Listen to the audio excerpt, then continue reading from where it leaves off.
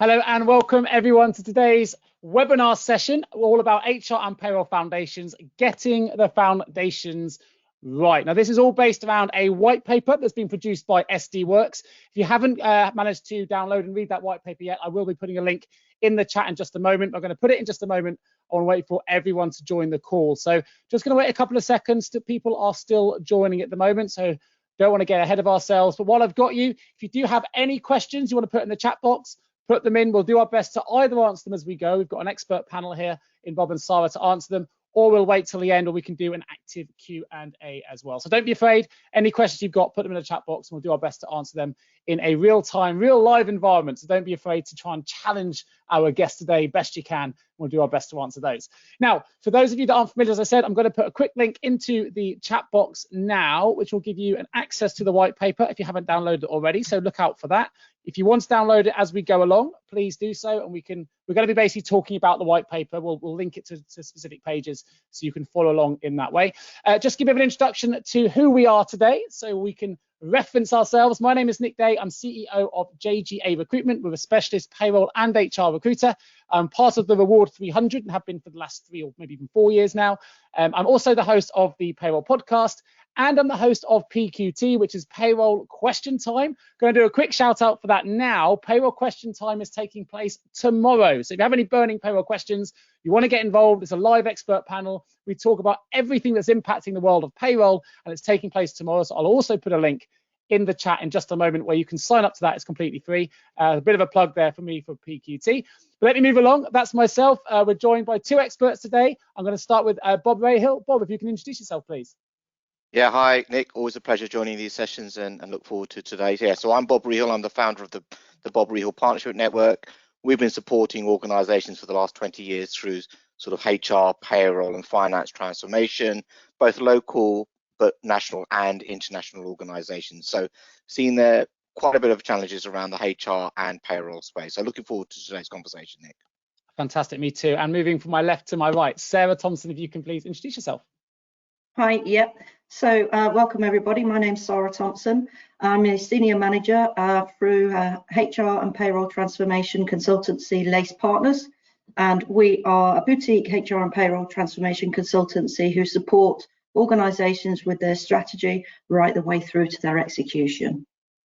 Fantastic. Now, for those of you that are quickly scribbling things down and trying to make notes, don't worry, there will be a recording of this entire episode sent out to you by email after the show, so you won't miss a thing. So you don't need to panic if you miss something important. We will send that recording at the end of the show.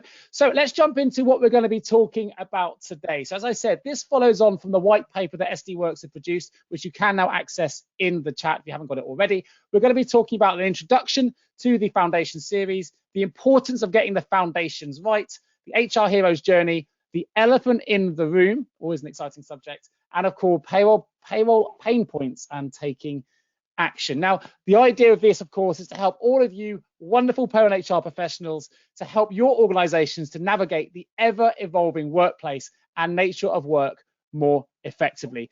It's a fantastic white paper. Do go and download it. But I'm also going to ask for all of your involvement today, not just leave it all to myself, Bob and Sarah. And let's see how active you are. I'm going to start with our first poll. So get your fingers at the ready. We're going to ask you the question, which is, how would you describe your organization's HR and payroll foundations? 4 options here for you. What foundations? Basic structure in place, needs improvement, or rock solid? So if you can put your answers in there, I'm going to ask our expert panel to comment on those results as they come through. We're going to leave it just a couple of moments. Hopefully we can get all of you voting relatively quickly. Once those results have come through, if we can close the poll, and I'm going to ask Bob for your thoughts on the responses. Interesting. So Bob, 50% say needs improvement. What are your thoughts on that? Is that a surprise? It is a bit. You know, we've done this session before, and we had a really good sort of food, but a bit of a surprise, but also at the same time not surprised. We're coming out of a very difficult period. We know that organizations have had to think about, you know, how they manage HR and payroll in the new way of working, you know, the sort of remote working. We've had a very difficult period with the COVID structure. We've had payroll challenges with changes in the ways of statutory requirements and you know, and furlough payments, etc. So we've all seen the difficulty time. So needs improvement. I'm not surprised. great that no one's really saying what foundations. That's good news. I mean, we all know that we need some foundations in place. But yeah, I'm not surprised that much that HR and payroll is seen as an area which needs some investment and some improvement. Fantastic. And Sarah, we can see 25% have said basic structure, 25% have said rock solid. Any surprises there for you?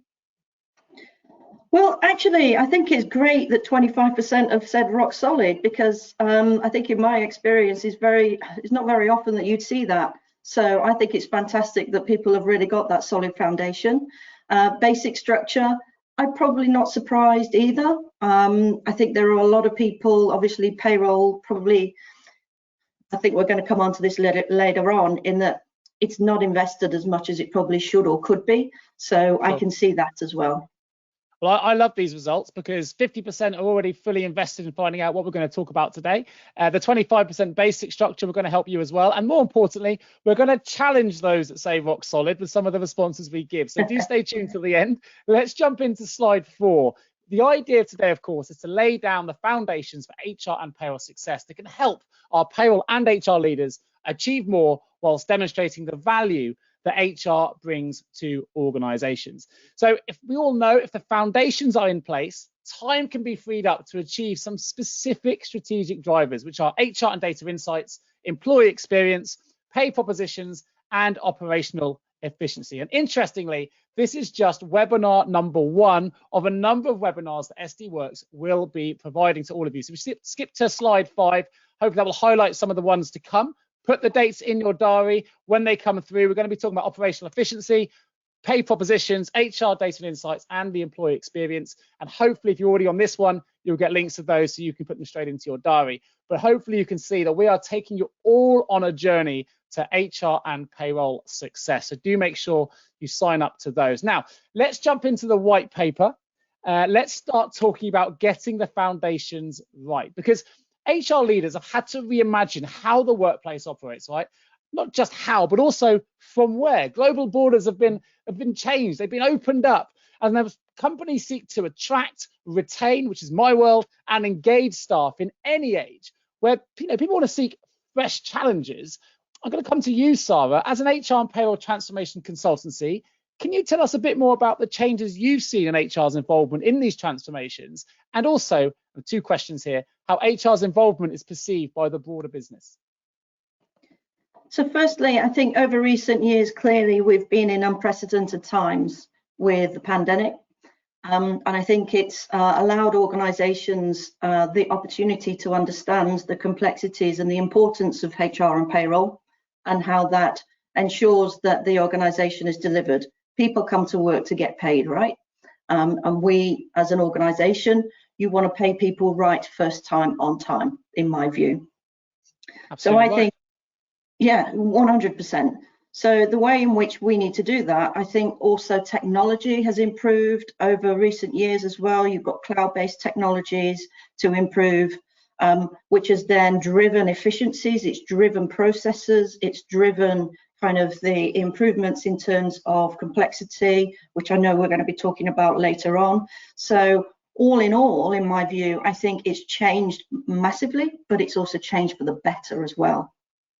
Absolutely right. And you can see on the slide there, it says putting the foundations in place equals establishing an ecosystem of operational HR services and solutions to keep things running smoothly day to day, whilst empowering HR leaders to meet the CEO's expectations. Now, having an effective payroll function, we know, is an absolutely essential part of that ecosystem. Being paid on time, as Sarah just mentioned, is essentially a full and most basic requirement for every employee, right? But having the right foundations, which is what this webinar is all about, can also deliver an array of other benefits. So I wondered, Sarah, if you can just elaborate on what some of those benefits might be.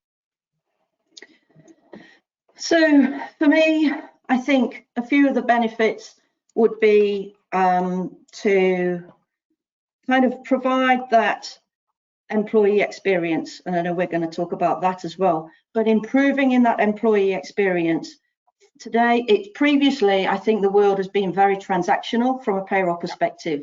It is now moved from transactions into people, and it's been very much people oriented. And I think the benefits there have been tremendous, in that the people are starting to realize that the organizations themselves are seeing that and understanding that the people come first as well, rather than the transactions and the processes and the systems. So I think that's a tremendous improvement.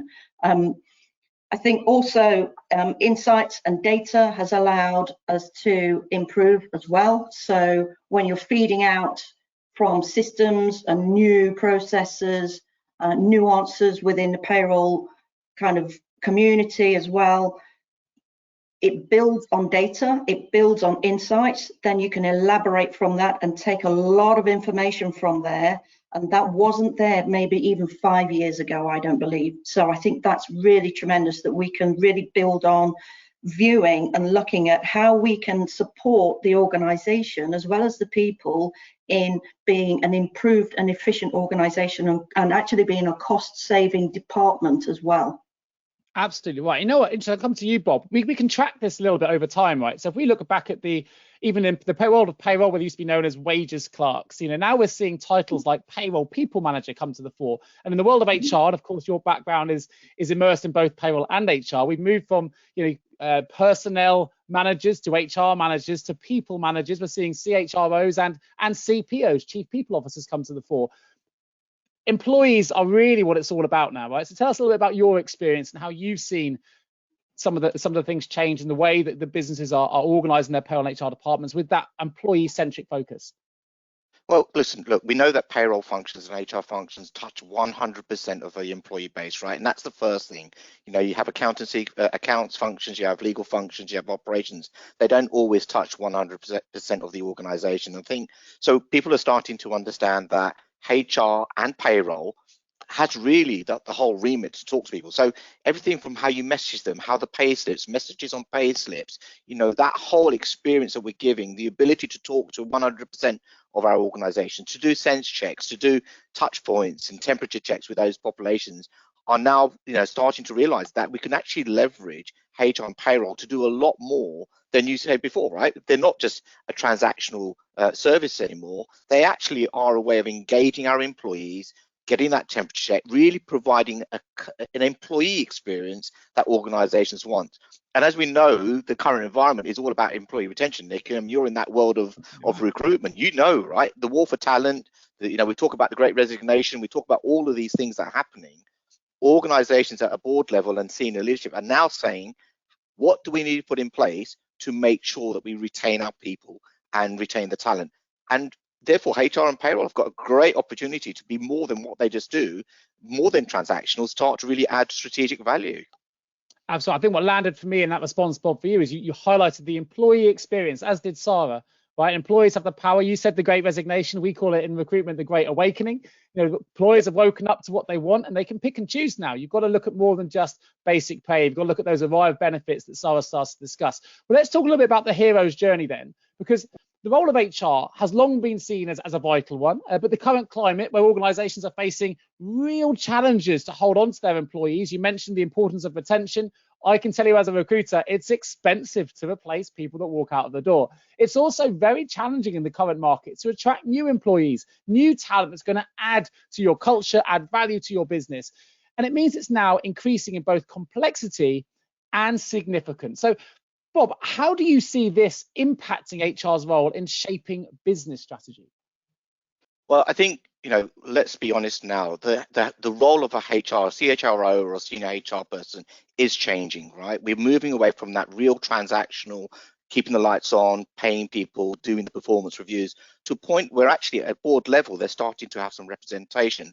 I mean, I mentioned the other day as well on another call with another group, I recently saw a CHRO from a small startup in London become the CEO of an organization. And I think that's really showing the value that CHROs can now be bringing to the executive table.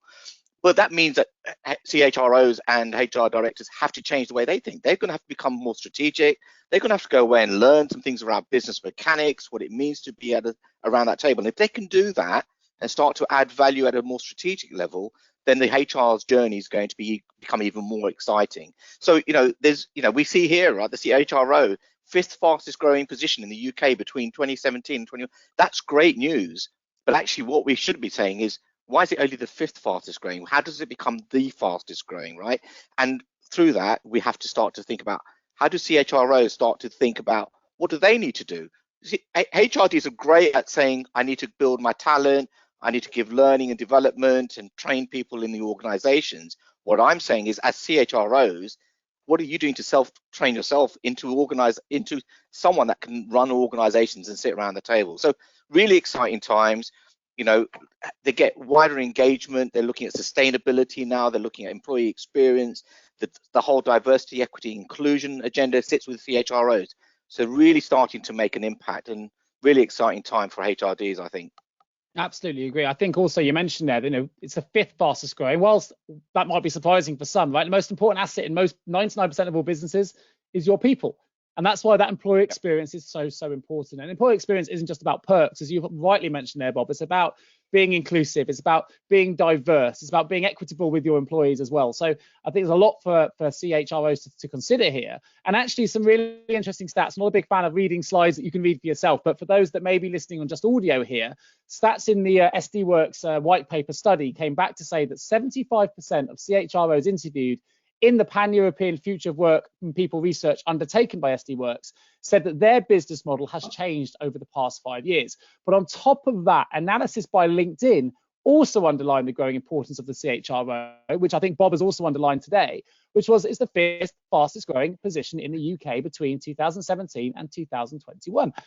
So, Sarah, to come to you, why do you think this is? I think just to go back on the people side of things, I think probably in recent times there has been, if we take the word change, the model has changed over the past 5 years. I think the model hasn't just changed once, the model keeps changing.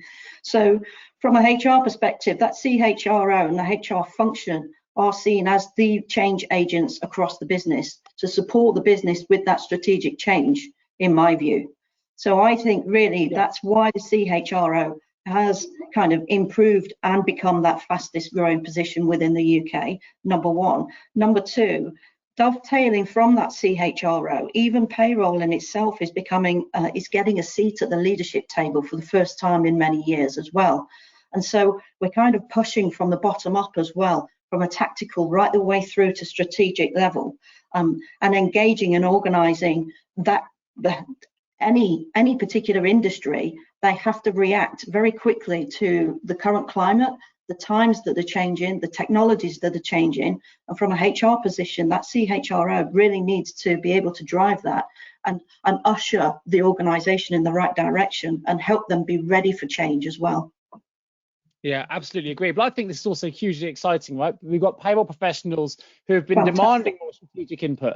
We've got HR professionals that want to come away from the employee relations element and actually look a bit more at the strategic element. How can we look at this from top down, as Sarah very eloquently put just then? So hopefully a really exciting time, but it only works if we get the foundations right. But there is an elephant in the room here. And I'm going to let Bob explain a little bit more when we get there. But some really interesting statistics, and for those that haven't come across them, the research from SD Worx's white paper basically said that for many organizations, one thing that's been overlooked when it comes to updating systems and processes, and in fact, I should mention while I'm here, Middlesex University London actually provided some really interesting insights into how big this problem, this elephant in the room is.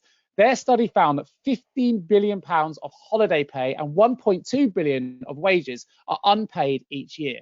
But that's not all. 1 in 12 employees don't even receive a pay slip, and 1 in 20 workers receive no paid holidays whatsoever. Of course, we know both of these are absolutely in breach of their employment rights. So, Bob, can I come to you and ask you, why do you think payroll is such a common oversight, and what kind of ramifications can these oversights have? Well, I mean, look, let's come back to the reality, and this is why getting the foundations is so important. We should never have a situation where our employees aren't being looked after, and we know the ramifications of that. We've heard news recently about a number of organizations that don't treat their people correctly or don't pay on time, don't pay correctly, and you know those hit the news big time, and the reputational impact that has on organization is huge. So listen, not getting the basics right, and if 1.2 billion pounds worth of wages aren't paid every year and an organization is responsible for that, we need to ask the questions why, right? So let's get back to that basics, understand, and that's the conversation to do. Get the basics right, and let's make sure we're paying people correctly. All the wonderful things about strategic stuff is great. if we can't get the basics right, etc. But we've also got to recognize the complexity we have in this world, right? We have systems that aren't necessarily working in the best way. They're not the best high-performing tools that we've got out there. We know the payroll industry has had a lack of investment over the last 10, 15, 20 years. There are organizations now investing in payroll systems to try and accommodate the flexibility that's required. The COVID situation really brought that to light. You know, how many changes and statutory changes do we have with the government changes, the furlough schemes, etc. And payroll systems weren't able to accommodate that. We were running around doing things on Excel spreadsheets, you know, trying to work through things, etc. And that really highlighted the maturity or the lack of maturity in payroll systems today that need to have that investment for the future. So, you know, there's some work to be done around the technology. I know there's been some major investments in a lot of tech companies recently around payroll. Worx are doing the same as well, around really pushing and getting systems right. But we've also got to be ready for the future. Payroll is complicated. Remuneration schemes in organizations are becoming even more complicated. We want to pay someone for doing this on this day with that amount, but actually if they do it on a Thursday evening or on a Friday morning, they get a different amount. So the business is continuing to create complexity. So systems need to come up a level. We know we're always going to have complexity, but that's the elephant in the room. Let's get these basic systems working, and then we can start thinking about how we continue to really drive strategic value. Absolutely agree. And for those who aren't familiar with Bob, Bob's a bit of an expert in this field, right? And he's already, probably unknowingly, touched upon 3 key elements which are absolutely impacting payroll, the payroll pain points, we're going to call them through the research here, which is cost, compliance, complexity. So what I'm going to do now is ask the audience to get involved. We're going to run another poll. I'm going to ask you, what is the biggest payroll pain point for your organization? Is it cost, like Bob just talked about there? Is it about compliance and the complexity of that compliance, which I think is pretty well interlinked with the two? When we get these results, I may, if I don't know if this is possible, I'll ask the organizers, but I may actually ask to run this poll again after we've discussed these pain points, because SD Worx done some amazing research here. We've got some interesting questions I'm going to pose to both Sarah and Bob on why they think either complexity is the biggest pain point, or why compliance is, or why cost is. And I'm going to wonder if once we've provided our arguments to you as an audience, it'd be nice to see if these poll results change. So once though we've got those poll results in, if we can just see what those results are, and we'll take a note of those. Oh, we've lost those poll results. Here we go. Interesting. 100% have said complexity. Okay, wow, that's a bit of a surprise. So before I ask the audience, it's an easy stat for me to remember there, or sorry, the panel to comment on those results. I'm going to have a little pause on that. And I'm going to ask a question. I'm going to ask the panel here to fight their corners. I'm going to start with Sarah from Lace. I'm going to ask her to fight the argument for complexity. You know, why is complexity the biggest pain point for people in their organisation, Sarah? I think from a payroll perspective, complexity is the biggest pain point because a lot of it is based on legacy. So how we have we may have grown as an organization, but our processes and our systems and our policies have always remained, or we've then overlaid with more complexity and more complexity. And then with the systems that we have, that's compounded because we've had multiple systems, because we've had more things to consider, more legalities, etc. So kind of the baseline and the foundation start quite simple, but then it grows and it gets more and more complicated. Payroll is a complex area at the end of the day. It's not a magic button. There are a lot of underlying processes that need to be taken place and considered. But for, it just leaves too heavy a reliance on legacy systems, and also it's very hard then for us to unpick all of that to then re-simplify, and then it becomes probably impossible to standardize, simplify, or re-automate because you're stuck with that complex system to try and enable you to get yourself out of it.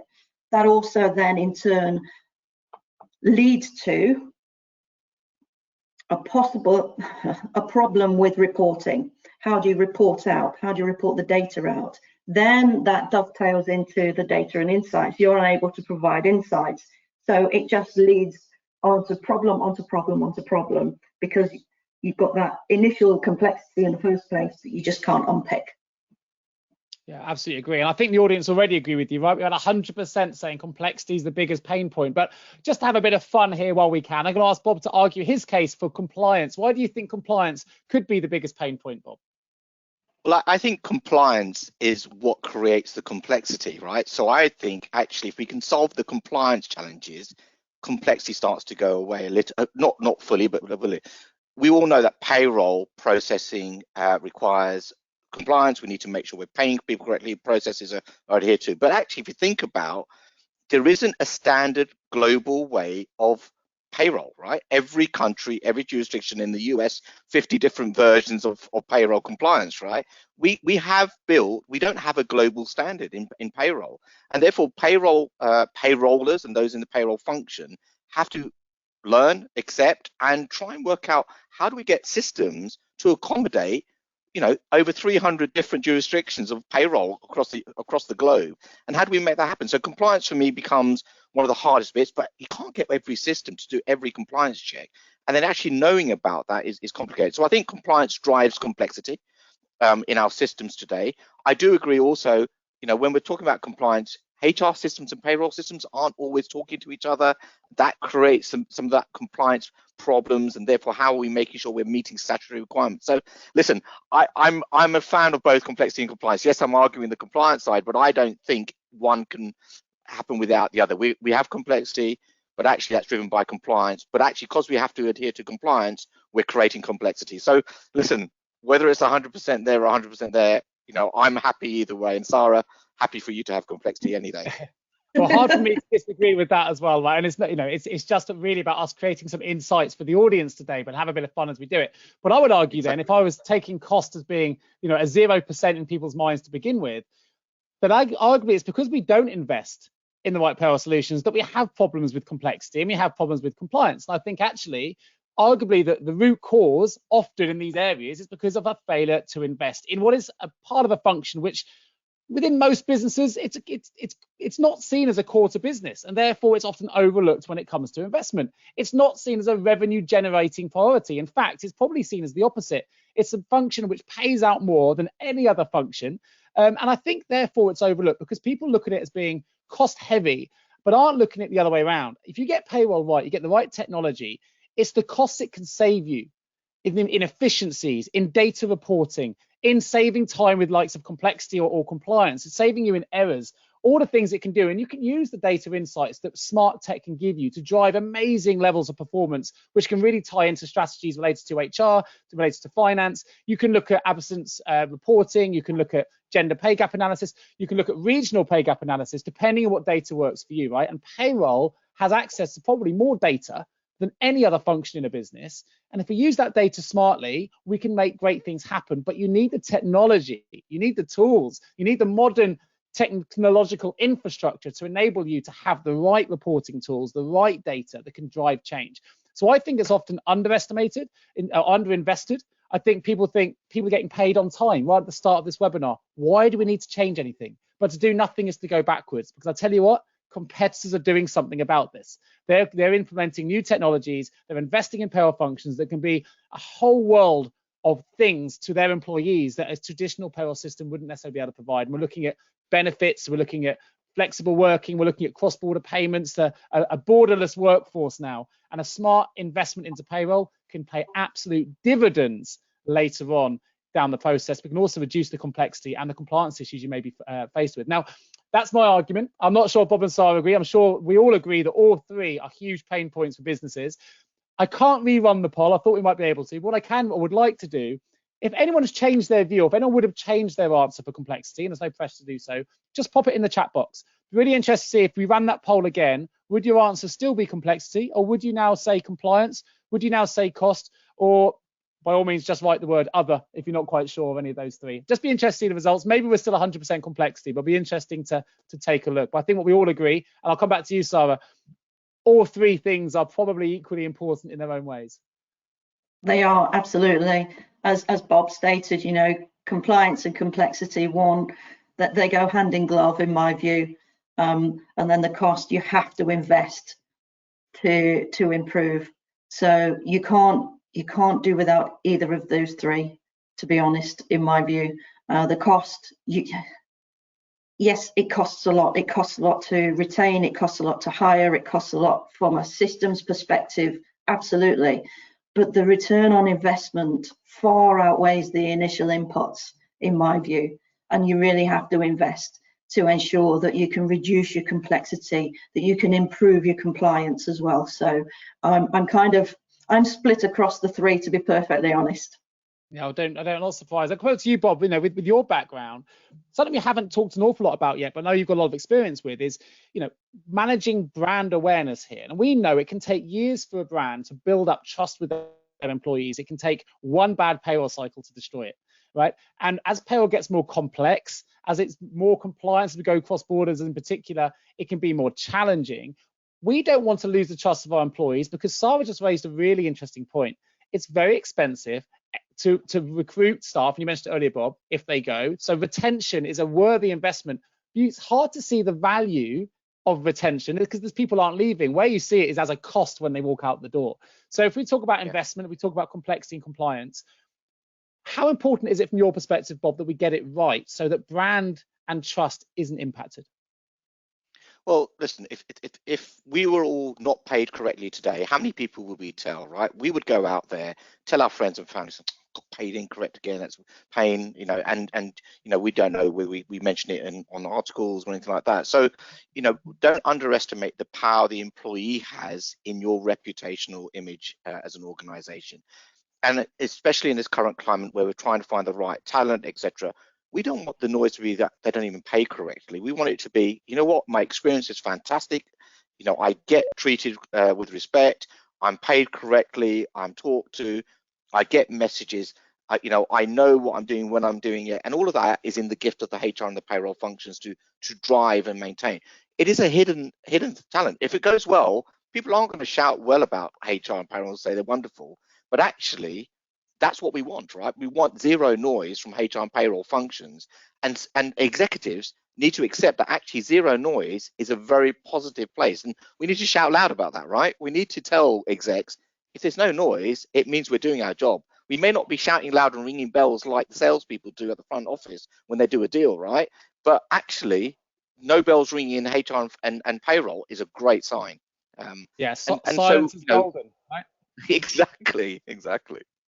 Yeah, and I think what's interesting, and I don't need to highlight the examples, we can find them for ourselves, but when it does go wrong, and we see some big brands make errors, and I'm sure they've had to reinvest in their technology to overcome those. But this is big news, particularly for the bigger businesses, right? It's not just losing trust of your current employees. It's then you have issues with attracting new employees to trying to recruit for your own business, because they'll see things in the news, they'll see where things have gone wrong, and they'll go, well, do you want to work for a business where I'm not going to be guaranteed my paycheck at the end of the month or the end of the week or end of the immediate cycle that we may be moving into if we do end up dissolving the monthly pay cycle. But you want to trust your employee that the work you do is going to be paid for on time and correctly. And it doesn't take much to find the news. The reputational damage now with social media and all of those channels available to people today, and some of those rating sites as well, it is very easy to create a very negative perspective on your business. And Sarah, you're going to make a comment there. I didn't mean to overcome. No, that's fine. I think from a payroll perspective, it's great to raise the profile for payroll within the business. I think it's a wonderful thing, but you have to raise the profile in the right way. And you have to get the foundations right so that you know that you've got a seamless transaction running through and that you don't get the noise. But when you do get the noise, and when there are errors or where there are issues, the first thing that people do these days, they go straight to social media, and then it magnifies the problem. And then the business get to hear it, then the noise gets worse. And then actually it all kind of compounds. So what you need to do is just make sure that, I think, if and when those times occur, that you also manage the communication out to the business and out to the employees in the right manner as well. So a lot of it as well, for me, it's about communication also. So maybe you've got a fourth C there. I don't know. Yeah, well, we know that the most effective strategic plans are proactive, not reactive, right? And I think it's an opportunity to do that. So we've talked about the pain points. Let's talk about taking action a little bit. And if you are following this along with your white paper, we're talking about pages 7, 8, and 9 in the white paper at the moment. But we know we've discussed a little bit about technology and how it can improve things.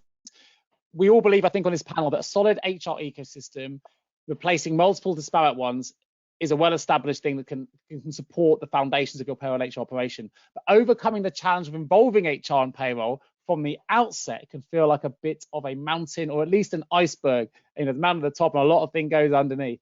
So I'm going to come to you, Sarah. How do you think this can be achieved? How can we involve HR and payroll from the outset? Well, firstly, I think they need to allow us to have a voice, and I think we need to shout and to get our voice heard, so that people listen. Unfortunately or fortunately, I think from a payroll perspective specifically, all roads lead to payroll. So we have to make sure that any system, whenever an ecosystem is even considered at the top level, that payroll and HR are informed, and that we can advise them of the downstream impacts that any key decisions can make, because unfortunately we then have to kind of suffer the consequences thereon after. So if we can try to anticipate and help the business to anticipate as much as possible with that voice, and help them understand the role in which payroll plays from a systems perspective, and the outputs, then I think we've got a starting point. But it's fundamental that HR and payroll get a voice in that at the early outset. Yeah, absolutely agree. I think that's something that payroll people, no one else is going to shout for them, right? So you're going to have to come from within, and hopefully these are the kind of webinars will help people find those voices. We also know, Bob, it can be really valuable to free up payroll time and resource to focus on planning, something that many people say they haven't got time for. I would argue it's not time, it's energy that we need. We need to find the energy to plan. Do you think there is a change of mindset required, though, Bob, for many businesses? Because they see it as being an expense. We need to try and flip that a little bit. I talked about it in my cost argument to investment and opportunity. But what's your view?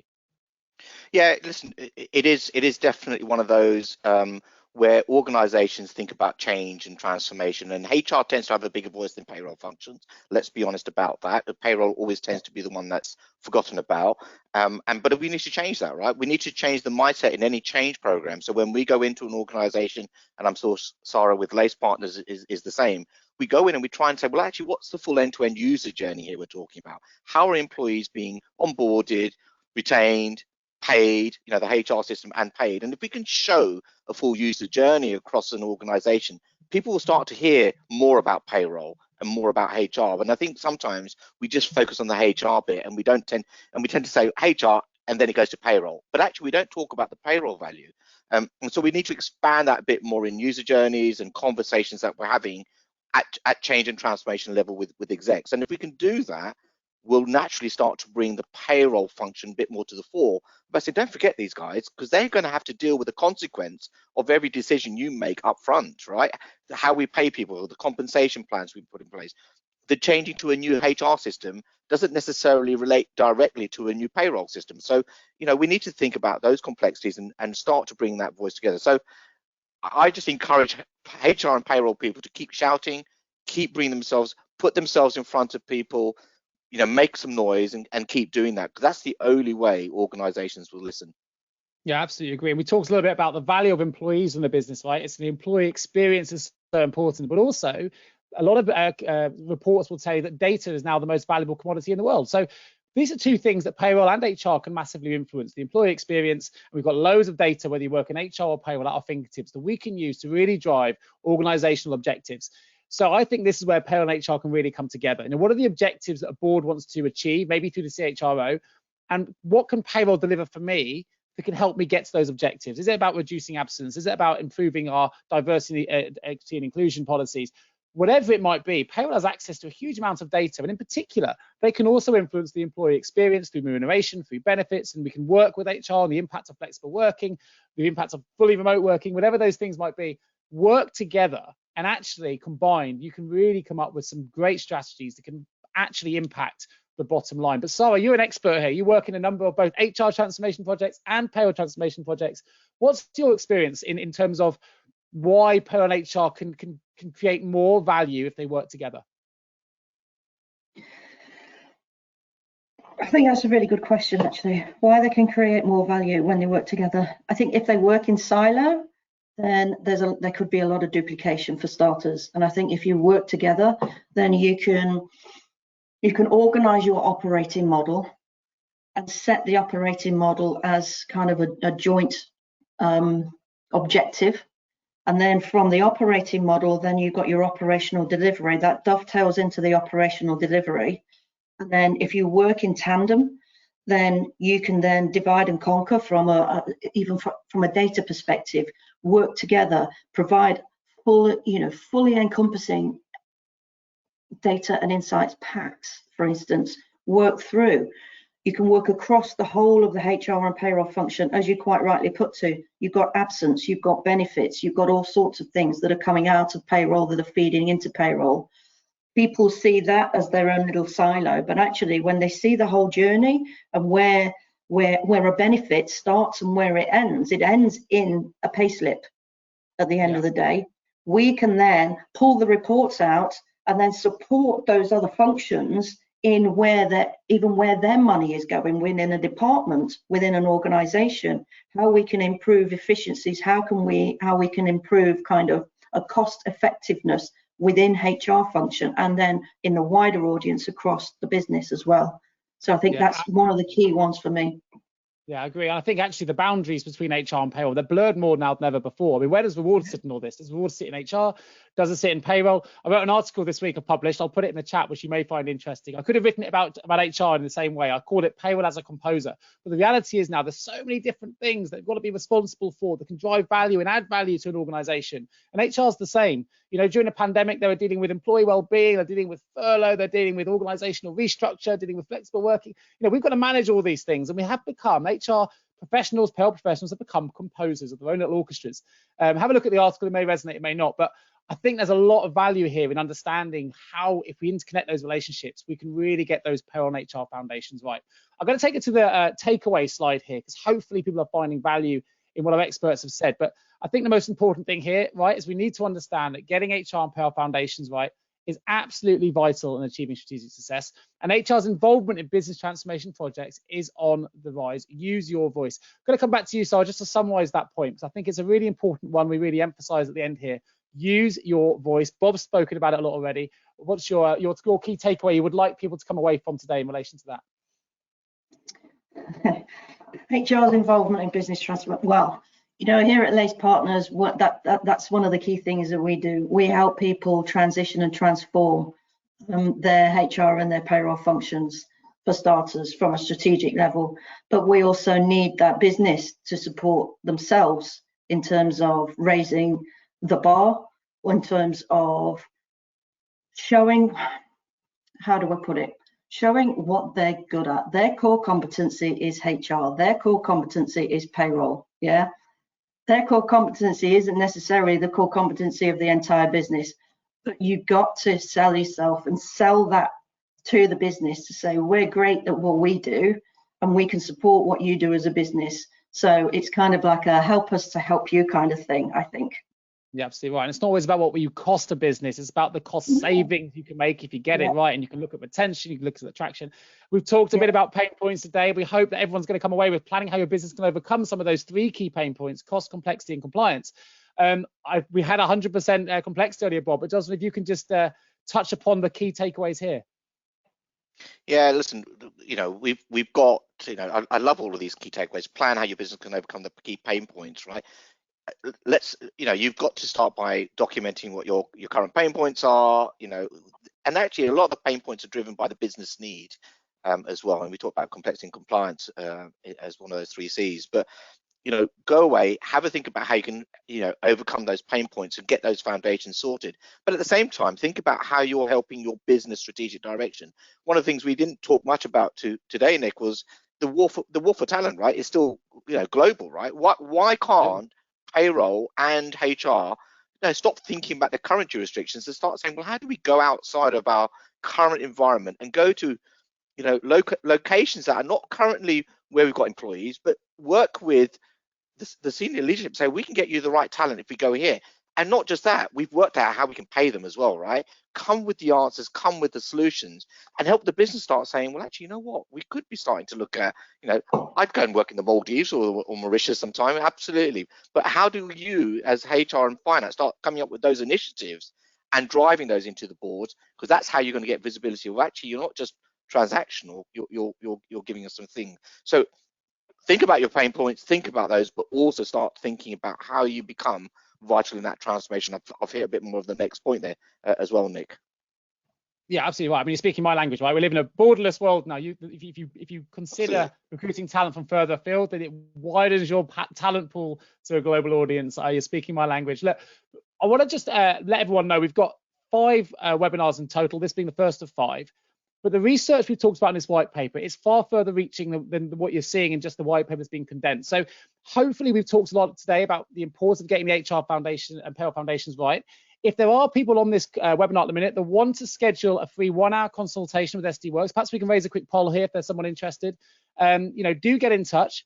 This is where you can get an opportunity. It's really hard to implement change without getting the foundations right first. So if you are interested in what is a free 1-hour consultation with SD Worx, put it into the poll. We'll make sure that there's someone from SD Worx that reaches out to you to support you, or we'll always put it in the chat box or reach out to them direct. And of course, join us on PQT tomorrow, where we will be tackling all of your day-to-day payroll questions as well. I think a link has already been put in the chat notes regarding that. I think we've lots of takeaways for people today, hopefully. HR and Payroll is a series I mentioned to help you in your organization. Do join us next time. We go back to slide 5. Just to remind everybody, in January, we're going to be talking about operational efficiency. So make sure you sign up for that. In the third one, in February, we're talking about pay propositions. The fourth, HR, data and insights, and the employee experience. Remember, you will be getting a copy of today's webinar sent to you after this conversation as well. I hope you've all found that really useful. We hope you all understand the importance of getting the foundations right. I want to say a huge thank you to my expert panel today. We've got Bob Rahill. Thank you, Bob. And Sarah Thompson. Thank you, Sarah from Lace. And we look forward to bringing the next webinar in the series, Operational Efficiency, to you in January. My name's Nick Day. Thank you ever so much.